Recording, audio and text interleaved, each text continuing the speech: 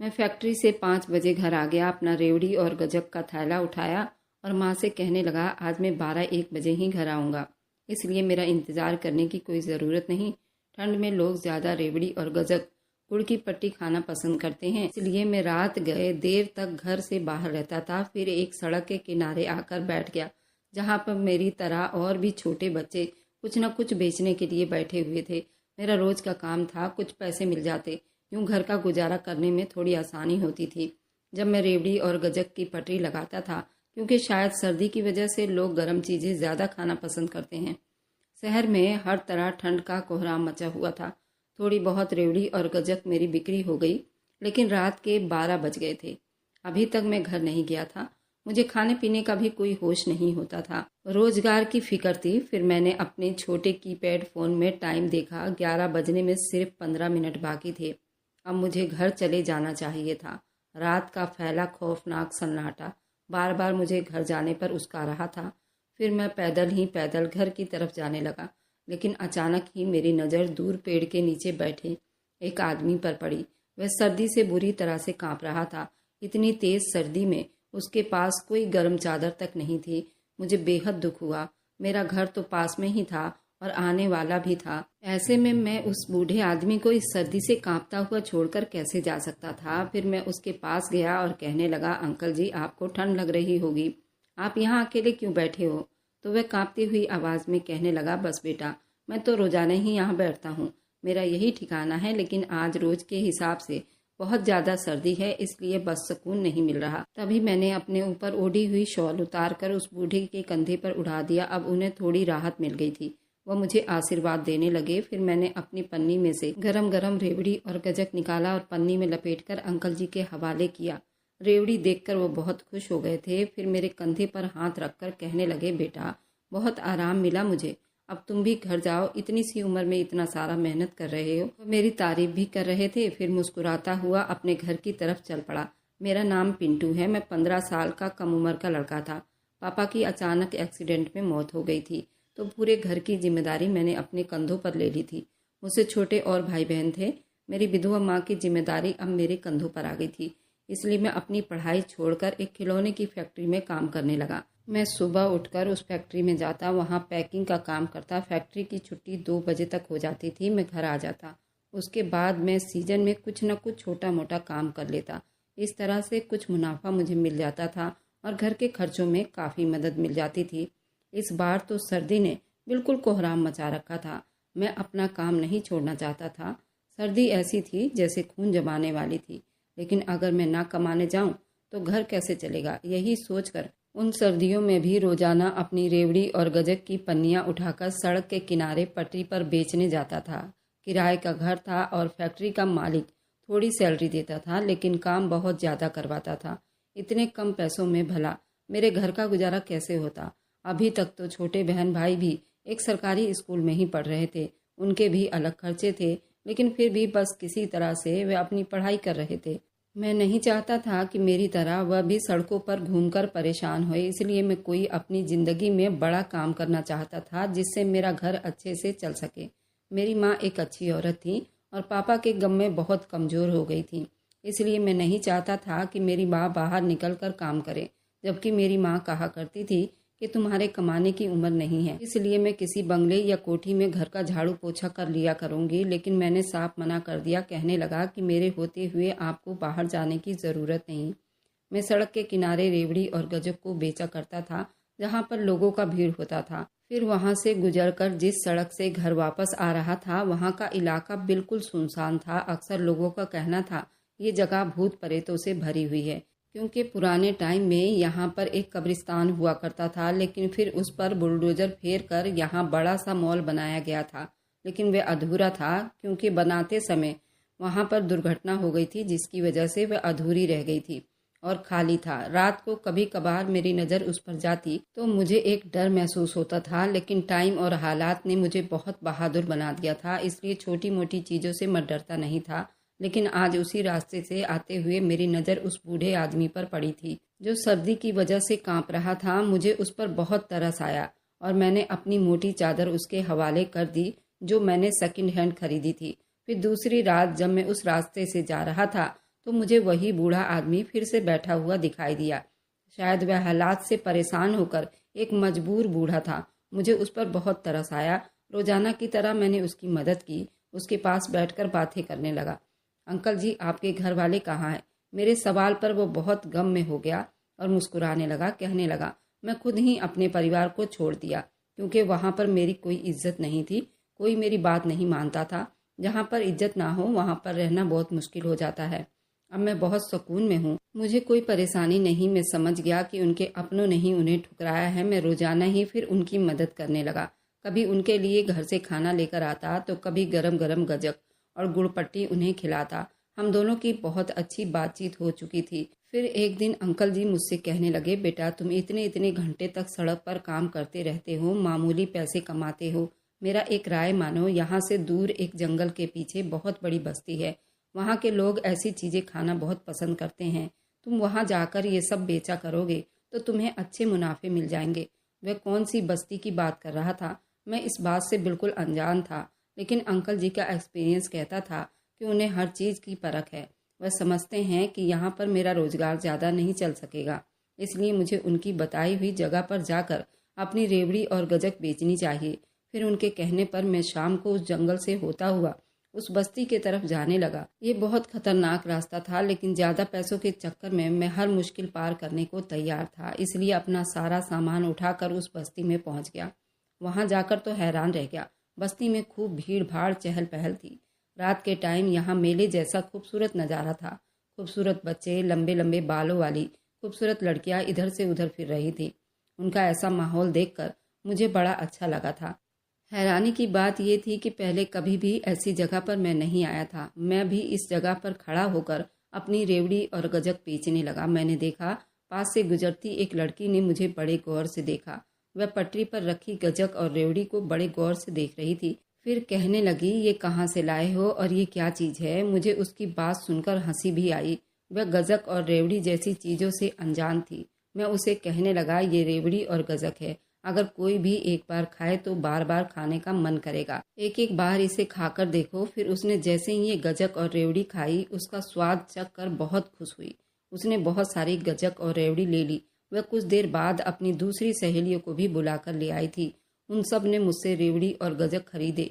देखते ही देखते बस्ती के सारे लोग मेरे आसपास जमा हो गए। उस दिन मेरा पूरा का पूरा सामान बिक गया था। अंकल जी का एक्सपीरियंस ठीक ही कहता था। यहाँ आकर मेरे पास अच्छे खासे पैसे जमा हो गए थे। फिर मैं वापस आने लगा तो एक आदमी कहने लगा, अब रोजाना यहाँ पर गजक और रेवड़ी बेचने आया करो, क्योंकि हमें ये बहुत पसंद आई है। मैं खुश हो गया। घर आकर सारे पैसे माँ के हाथ पर रखे तो उनके चेहरे पर भी खुशी आ गई थी। वैसे भी मुझे फैक्ट्री की सैलरी के पूरे महीने इंतजार करना पड़ता था और वे बहुत थोड़े पैसे होते थे। माँ कुछ परेशान लग रही थी। मैं उनकी परेशानी की वजह पूछना चाहता था, लेकिन थकान की वजह से आंखों में नींद इतनी समा गई थी कि मैं बिस्तर पर लेटते ही सो गया। तो माँ दबे दबे शब्दों में कहने लगी, बेटा, बराबर वाला पड़ोसी कह रहा था कि लगता है तुम्हारी कच्ची दीवारें अब की बारिश में नहीं टिक पाएगी, इसलिए उनकी थोड़ी मरम्मत करवा लो। बेटा, मुझे बहुत परेशानी हो रही है। माँ के चेहरे पर परेशानी देखकर मैं बुरी तरह से परेशान हो गया। सच में मैं इन सब के बारे में सोच ही नहीं पा रहा था। ये घर मेरे नाना का बनवाया हुआ था। मेरे पापा ने भी उस पर कोई खर्चा नहीं किया था, इसलिए उसकी हालत इतनी बुरी हो गई थी। फिर मैंने दिल में सोचा, अब मैं जल्दी जल्दी कमाकर पैसे जमा करवा कर ताकि बारिश आने से पहले अपने घर को ठीक करवा लूँ। हर साल आने वाली बारिश में घर की छत टपकती रहती थी। फिर पूरा दिन फैक्ट्री का काम करता रहा, मालिक की झाड़ सुनता रहा। मेरे जैसे 2 और कम उम्र के बच्चे थे, वह भी उसी फैक्ट्री में काम करते थे। वह नन्हे से थे, इसी वजह से उन्हें काम की समझ नहीं आती थी। लेकिन मैं काफ़ी पुराना हो गया था। अब मालिक की डांट टपट सुनने की मुझे आदत पड़ गई थी। फिर जैसे ही शाम हुई तो मैं घर आया। आज मैंने कुछ ज़्यादा ही रेवड़ी और गजक खरीद ली थी। फिर उसे लेकर बेचने के लिए सड़क किनारे चल पड़ा, लेकिन बीच रास्ते में ही मुझे वो बूढ़े अंकल बैठे हुए नजर आए।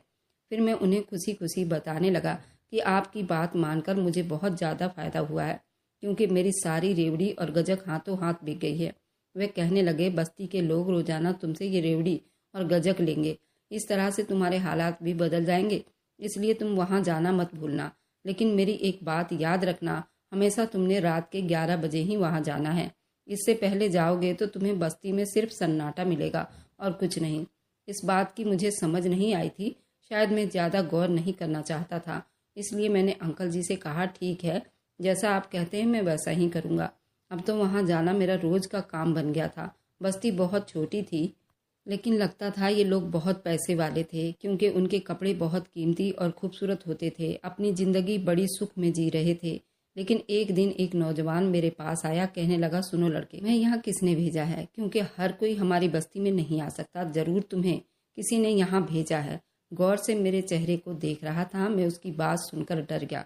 फिर घबराते हुए कहने लगा, जी, मुझे यहाँ का पता एक बूढ़े आदमी ने बताया था, लेकिन मैं यहाँ आकर खुश हूँ क्योंकि आप लोग बहुत अच्छे हैं, जो मेरी हर चीज़ खरीद लेते हैं। वह नौजवान मेरी बात सुनकर चौंक गया।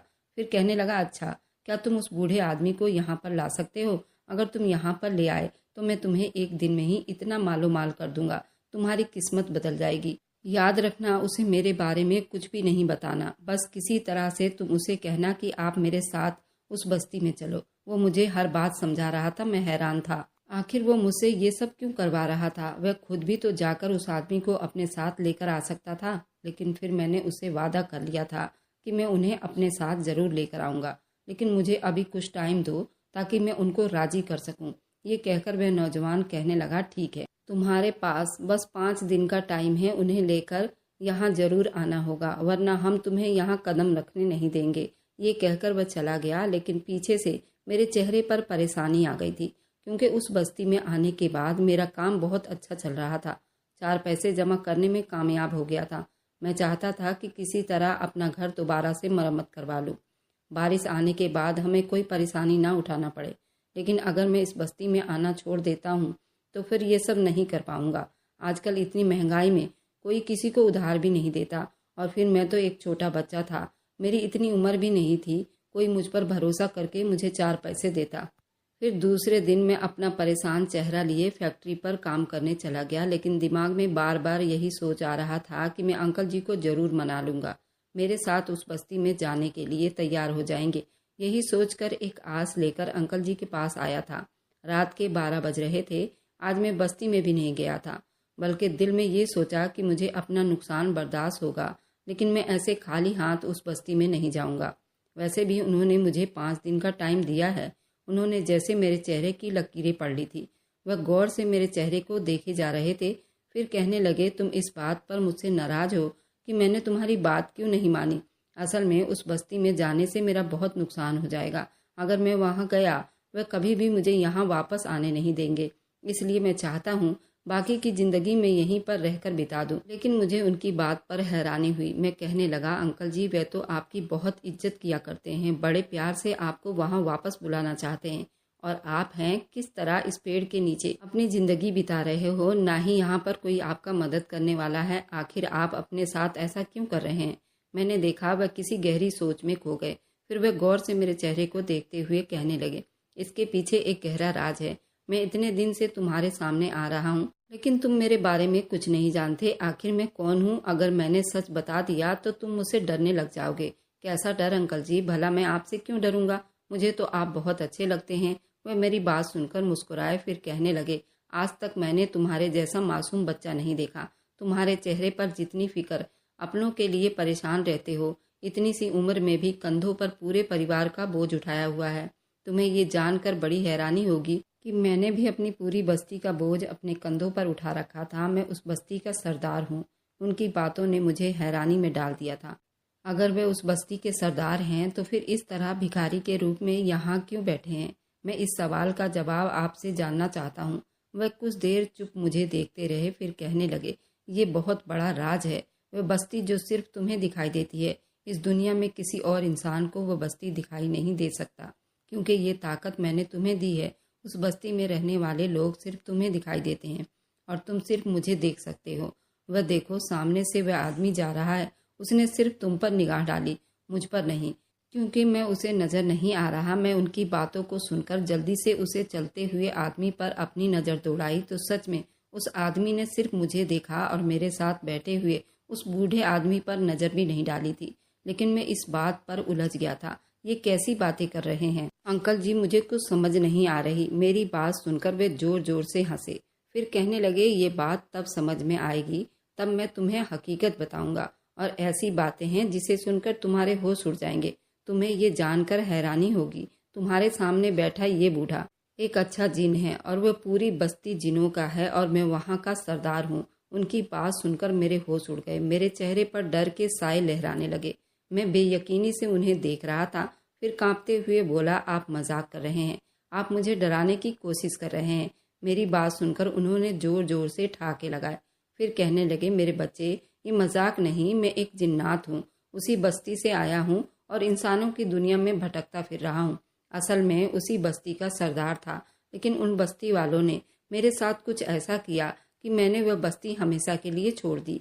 अब मुझे यहाँ पर सुकून है, वरना मैं अपनी ज़िंदगी अपनी बस्ती में रहने वाले जिन्नातों के लिए कुर्बान करना चाहता था। तो आप इस इंसानी दुनिया में क्यों आए? अब मेरे होठों पर सवाल था। बूढ़ा आदमी तो मुझे कहीं से भी जिन्नात नहीं लग रहा था, क्योंकि मैंने सुना था कि जिन्नात बहुत डरावने होते हैं। अगर इंसान उनका असली रूप देख ले तो बेहोश हो जाए, जबकि ये इंसानी रूप में मेरे सामने बैठा था। मैंने देखा था उनके चेहरे पर उदासी आ गई। फिर कुछ सोचते हुए कहने लगे, मैं उस बस्ती में सरदार था, सब लोग मुझे बहुत इज्जत करते थे। मैंने ज़िंदगी भर शादी नहीं की। मैं तुम्हारे सामने एक बूढ़ा बनकर बैठा हूँ, लेकिन हकीकत में मैं एक जवान जिन्नात हूँ। मैं बस्ती को अपने हिसाब से चला रहा था, लेकिन अचानक ही एक दूसरा जिन्नात जो मेरे बचपन का दोस्त था मुझसे जलने लगा। मैं नहीं जानता था कि वह सरदारी हासिल करने के लिए किसी भी हद तक चला जाएगा। उस बस्ती के सारे जिन्नात साथ मिलकर मुझे कमज़ोर करना शुरू कर दिया और मेरे अंदर ये कमज़ोरी उन सभी के द्वारा किए गए जादू की वजह से आ रही थी। मैं नहीं जानता था कि मेरे घर में रखा वह पानी किस तरह खतरनाक है। जो जहरीला पानी था वो हर दिन मैं पी रहा था और उस पानी को रखने वाला वो मेरा दोस्त ही था। उसने दोस्त बनकर मेरे पीठ पर वार किया, लेकिन जब तक मुझे इस बात का पता चलता बहुत देर हो गई थी। अब मैं इस काबिल नहीं था कि बस्ती के समस्याओं को संभाल पाता, लेकिन मुझे अपनी हालत समझ नहीं आ रही थी और जवानी के दिनों में ही मैं इस तरह कमज़ोर कैसे पड़ सकता था। फिर सारी बस्ती के लोग कहने लगे, अब तुम सरदारी के लायक नहीं रहे, इसलिए हमें किसी और को सरदार बनाना चाहिए। और यही तो मेरा दोस्त चाहता था, इसलिए उसने सरदारी के लिए अपना नाम दे दिया। लेकिन ये हकीकत मुझ पर खुल गई कि उसने ही मेरे साथ ये सब किया था। अब मैं ये जख्म कैसे सह पाता, इसलिए मैंने उसे एक शब्द भी नहीं कहा। चुपचाप इंसानों की दुनिया में चला आया और कमज़ोर होने की वजह से एक बूढ़ा बनकर सड़क पर रहने लगा। सड़क के किनारे मैं तुम्हें रोज बैठा हुआ नजर आता हूँ। हकीकत बात तो ये थी कि मैं अपना गम किसी से बांटना चाहता था। मुझे यहाँ कोई भी नजर नहीं आया, लेकिन तुम एक दिन यहाँ से गुजर रहे थे तो तुम्हारे चेहरे की मासूमियत और परेशानी ने मुझे तुम्हारी तरफ आने पर मजबूर कर दिया। मेरे बस्ती के सारे जिन्नात बहुत मेहरबान हैं। अगर कोई दुखी आदमी वहाँ से गुजरे तो वे उसकी मदद ज़रूर करते हैं, लेकिन मैं उनसे नाराज़ हो गया था। इसलिए मैंने फैसला किया कि हमेशा के लिए मैं इंसानों की दुनिया में चला जाऊंगा, वापस कभी भी जिन्नातों की बस्ती में नहीं आऊँगा। लेकिन अब लगता है मेरे दोस्तों को इस बात का एहसास हो गया है, जभी तो वह तुम्हारे जरिए मुझे वापस बस्ती में बुलाना चाहते हैं। लेकिन मैंने भी सोच लिया है कि मैं वहाँ नहीं जाऊँगा। वह अटल शब्दों में ये सब कुछ कह रहे थे। मुझे दुखी भी हुआ कि उनका दिल दुख से भरा हुआ है, तभी तो ये परेशान नजर आ रहे थे। फिर मैं झिझकते हुए कहने लगा, अंकल जी, आप अपने दोस्त को माफ़ कर देना, आखिर उनसे गलती हो गई है, अब वह आपको वापस बुलाना चाहते हैं। मेरी बात सुनकर वह गुस्से में आ गए और कहने लगे, हरगिज नहीं, मैं उसे बिल्कुल भी माफ़ नहीं करूँगा। अगर वह मुझे एक बार कहता कि मुझे सरदारी लेनी है तो मैं उसे दे देता, लेकिन उसने तो मुझे जान से मारने की कोशिश की, मुझे जहरीला पानी पिलाया। वह हमारे जंगल की जहरीली जड़ी बूटियों का पानी होता है। मुझे नहीं लग रहा था ये अंकल जी अपने दोस्त को माफ़ कर सकते हैं, लेकिन मैं उन्हें अपनी मजबूरी कैसे बताता कि उनके दोस्त सरदार ने मुझसे उस बस्ती में आने से साफ मना कर दिया है। अब मैं कभी भी उस बस्ती में नहीं जाऊंगा। मैंने सोच लिया था मैं अंकल जी की ऐसे ही मदद करता रहूंगा। यही सोचकर बस मेरे दिल में एक उदासी छा गई थी, लेकिन मैंने चेहरे से पता नहीं लगने दिया। फिर मैं अंकल जी से कहने लगा, ठीक है, आपका फैसला अपनी जगह ठीक है, मैं आपके साथ हूँ, इसलिए अब मैं उस बस्ती में नहीं जाऊंगा। मेरी बात सुनकर वे चौंक गए। फिर कहने लगे, ऐसा जल्दबाजी का फैसला मत करो, तुम्हारे तो हालात बदल रहे हैं। बस्ती के सभी जिन्नात तुम पर मेहरबान हो चुके हैं, इसलिए तुम्हें वहाँ जरूर जाना चाहिए। मैंने हाँ में सिर हिला दिया था, लेकिन फिर भी अब मैं वहाँ नहीं जाऊँगा। ये सोचकर मैं घर आ गया। मेरे चेहरे की उदासी माँ ने भी देख ली थी। माँ कहने लगी, क्या हुआ बेटा, आज तुम बहुत परेशान लग रहे हो। अभी तक तो तू बिल्कुल खुश दिखाई दे रहा था, अब तू पहले से भी ज्यादा काम करने लगा है। मैं कहने लगा, माँ, लगता है कि हमारे घर के हालात कभी बदलेंगे नहीं, हम हमेशा गरीब ही रहेंगे। वो मुझे तसल्ली देते हुए कहने लगी, ऐसा नहीं कहते बेटा, भगवान से हमेशा लौ लगाए रखना चाहिए, कभी हिम्मत नहीं हारनी चाहिए। अगले दिन मैंने रोज की तरह काम किया और फैक्ट्री पर काम करने के बाद मैं रात को उसी जगह पर पहुंच गया जहां पर अंकल जी बैठे होते थे। लेकिन मेरे पैरों तले से जमीन निकल गई, क्योंकि आज वे उस जगह पर मौजूद नहीं थे। तो क्या वह जिन्नात मुझसे नाराज हो गया है? ये बात मुझे बहुत परेशान कर रही थी। मैं काफी देर तक उनका इंतजार करता रहा, लेकिन वो मुझे कहीं भी दिखाई नहीं दिए। अब मैं उदास होकर घर की तरफ जा रहा था। अभी आधे रास्ते में ही आया था कि अचानक मुझे अपने पीछे कदमों की आहट सुनाई दी। जो ही मुड़कर देखा तो मैं हैरान रह गया। ये तो वही जिन्नात था जिसने मुझे अंकल जी को लाने को कहा था। एक धोखेबाज जिन्नात, यही उनका दोस्त था जिसने अंकल जी को जहरीला पानी भी पिलाया था। मैंने उसे देखकर मुंह फेर लिया, लेकिन अचानक वो मेरे सामने आया और कहने लगा, मैं तुम्हारा कब से इंतजार कर रहा था, आखिर तुम उन्हें लेकर क्यों नहीं आए? फिर मैंने उसे गौर से देखते हुए कहने लगा, मैं तुम्हारी हकीकत जान गया हूँ। तुम एक जिन्नात हो और वे अंकल जी भी एक जिन्नात है, और तुमने जानबूझकर अंकल जी को उनकी बस्ती से निकाल दिया और खुद सरदार बन गए। इसलिए मैं किसी धोखेबाज जिन्नात की मदद नहीं करूंगा। उसने कुछ पल मेरे चेहरे को देखा, फिर कहने लगा, सोच लो, मैं यहाँ तुम्हारी किस्मत बदलने आया हूँ।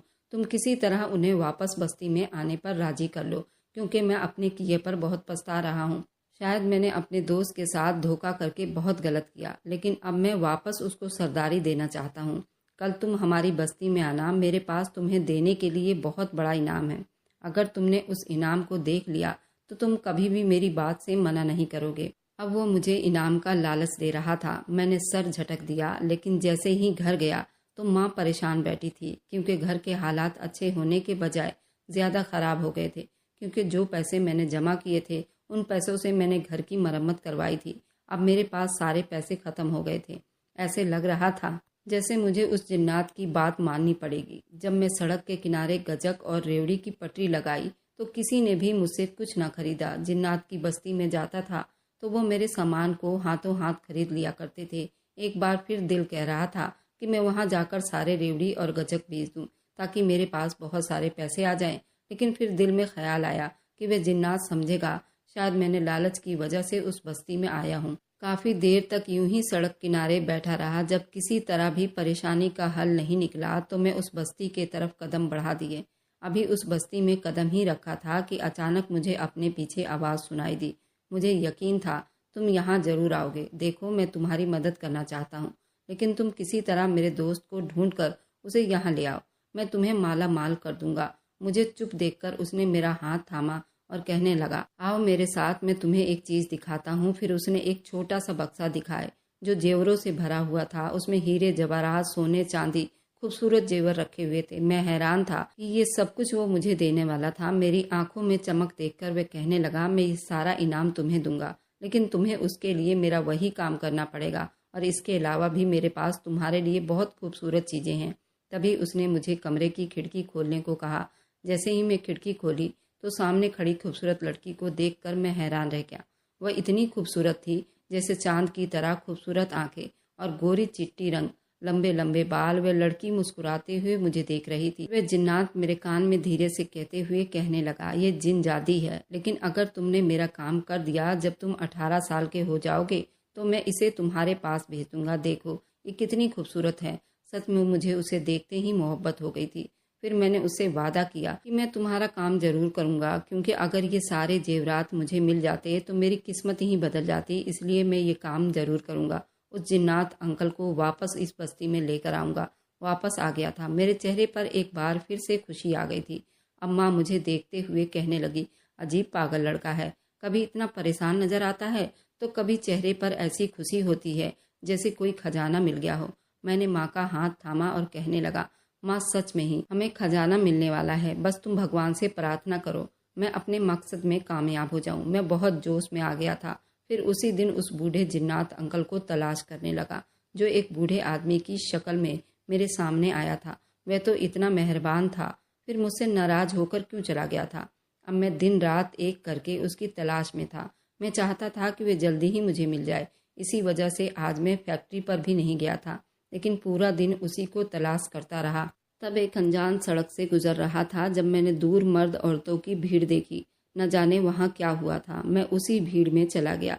देखा तो पता चला कि एक बाबा है। यहाँ पर लोग अपनी परेशानियाँ लेकर आते हैं और उस बाबा से न जाने कौन सा जादू करवाते हैं। मैं भी उस जिन्नात को तलाश करना चाहता था, इसलिए मैंने भी उस बाबा के पास जाने का सोचा। लेकिन फिर मुझे पता चला ये बाबा सिर्फ पैसे लेकर ये काम करता है।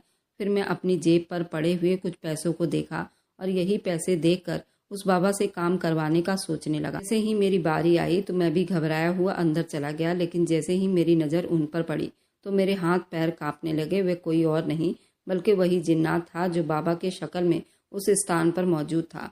उसके आसपास खड़े उसके मुरीद मुझे हैरानी से देख रहे थे। मैं उस जिन्नात से कहने लगा, अंकल जी आप यहाँ। तभी उसने मुझे घूर कर देखा और कहने लगा, मैं बस लोगों की मदद करना चाहता हूँ। मेरे अंदर जो थोड़ी बहुत शक्ति है उन्हें इस्तेमाल करके मैं लोगों के हालत बदलना चाहता हूँ, इसलिए यहाँ बाबा बनकर बैठा हुआ हूँ। लेकिन मुझे मेरा काम करने दो। वो मुझे बहुत ज़्यादा नाराज़ लग रहे थे। फिर मैं उनकी विनती करते हुए कहने लगा, अंकल जी मुझसे नाराज़ मत हो, लेकिन आप वापस अपने बस्ती में चले जाओ। मैं आपसे यही कहने आया हूँ। अभी मैं उनसे बात ही कर रहा था कि अचानक एक भक्त मेरे पास आया और कहने लगा, चलो लड़के बस बहुत हो गया, अब उठो यहाँ से। क्या अजीब बातें कर रहे हो बाबा साहब से।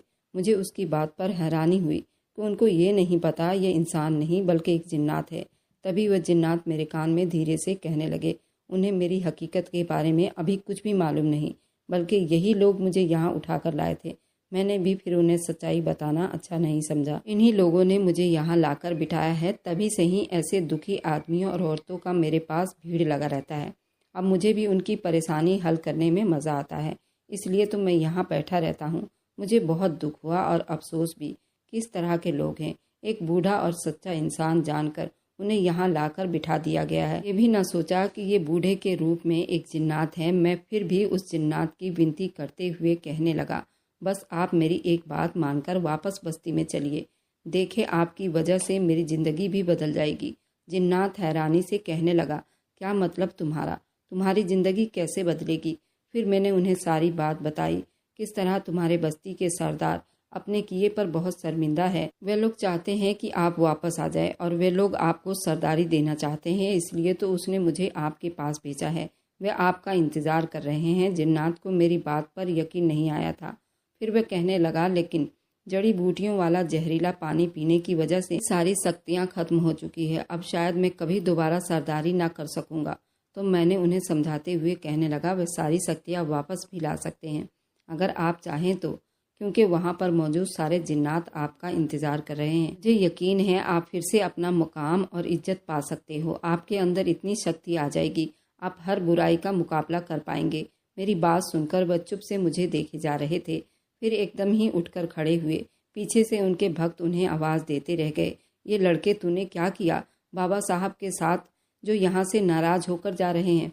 मैंने उन्हें मुड़कर देखा और कहने लगा, अगर इस बाबा की सच्चाई तुम्हारे सामने आ गई तो न तुम्हारे रोंगटे खड़े हो जाएंगे।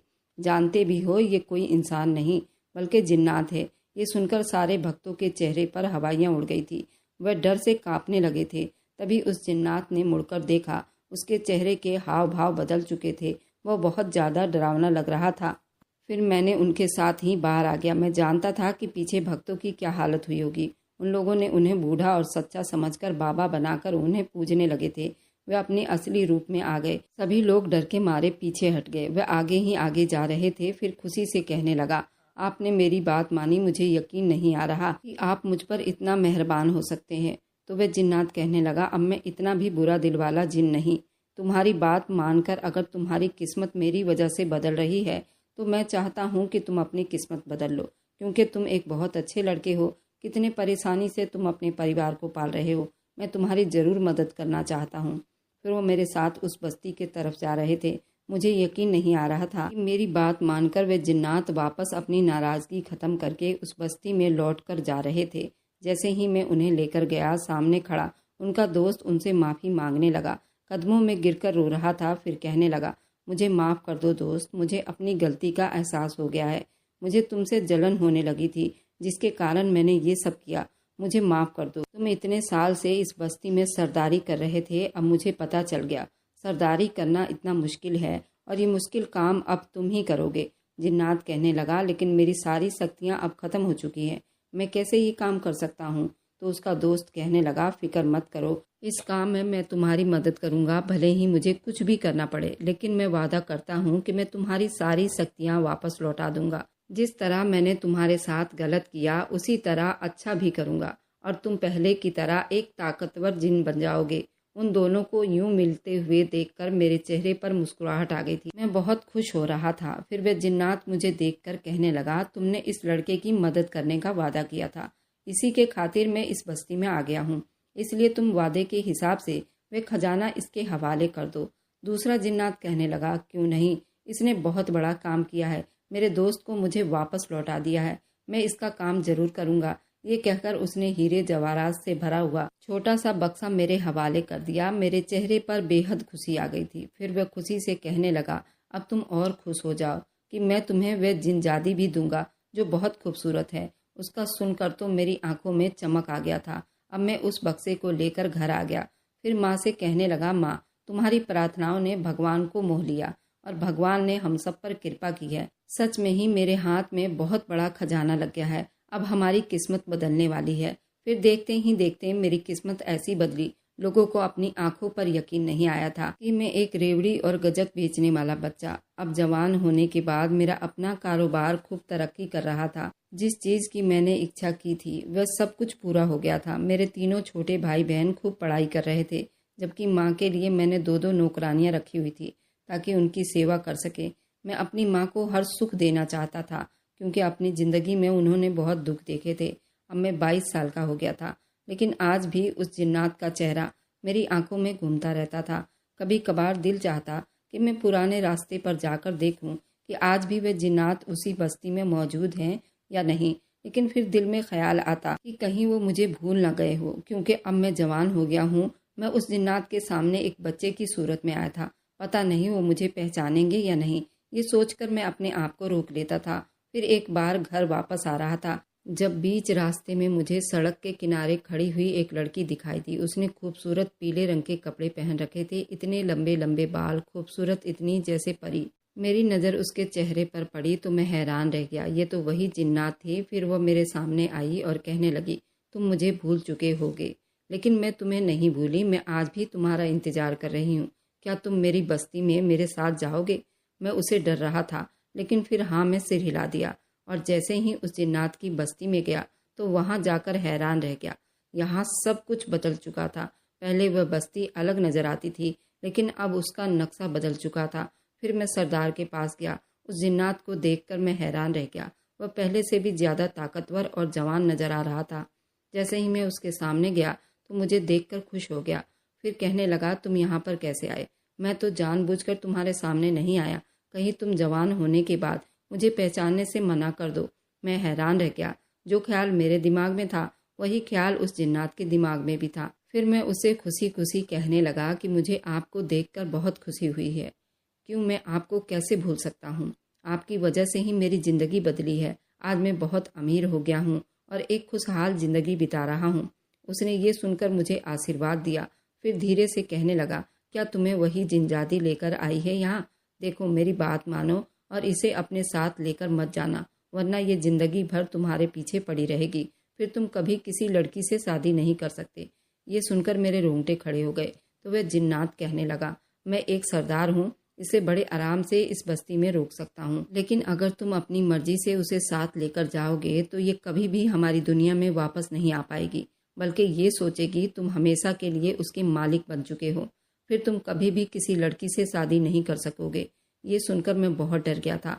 फिर मैंने इशारे से जिन्नात से कहा वह जिनजादी को यहीं रोक ले, लेकिन जिनजादी मेरे साथ आने को मचल रही थी। ये देखकर मेरे रोंगटे खड़े हो गए। जिन्नात ने मुझे जाने का इशारा किया और कहने लगा, मैं सारी समस्याओं को संभाल लूंगा, क्योंकि मैं इस बस्ती का सरदार हूँ। तुम्हें फिक्र करने की ज़रूरत नहीं। हाँ, मुझसे मिलने दोबारा यहाँ जरूर आना। वह मुझे अपने साथ देखकर खुशी महसूस कर रहा था। मैं भी अपने दिल में अजीब सी खुशी लिए घर वापस आ गया। फिर रात को बिस्तर पर लेटा तो उस जिनजादी का खूबसूरत चेहरा मेरी नज़रों के सामने आ गया। एक तरफ तो वह खूबसूरत थी, लेकिन दूसरी तरफ उसकी असलियत मैं अच्छी तरह जानता था। वह खूबसूरत लड़की नहीं बल्कि एक जिंजादी है। अगर मैं उसे अपने साथ ले आता तो वह हर वक्त मेरे आसपास मौजूद रहती, लेकिन मेरे अलावा उसे कोई भी नहीं देख सकता था। इसलिए मैंने जिन्नात की बात मानकर हमेशा के लिए उसे वहीं छोड़ दिया था। अब पता नहीं मैं उस जिन्नात की बस्ती में दोबारा जा सकूंगा या नहीं, लेकिन मैं उस बूढ़े जिन्नात को और उस खूबसूरत जिंजादी को कभी नहीं भूल सकूंगा जिसने बुरे वक्त में मेरी मदद की थी। उस जिन ने मुझ मासूम बच्चे की मदद करके उसने बहुत बड़ी नेकी की थी। आज भी मैं उसके लिए भगवान से प्रार्थना करता रहता हूँ, फिर जिंदगी में कभी उसको धोखा ना मिले। अगर आपको आज की कहानी पसंद आई है तो वीडियो को ज़रूर लाइक कीजिएगा और अपने दोस्तों के साथ शेयर भी कीजिएगा। और हाँ, अगर आपने अभी तक हमारे चैनल को सब्सक्राइब नहीं किया है तो ज़रूर जाकर सब्सक्राइब करें। मिलते हैं हम कल की एक और नई दिलचस्प कहानी के साथ। मुझ पर सदा अपना प्यार और स्नेह बनाए रखें। सभी को मेरा प्यार भरा नमस्कार दोस्तों।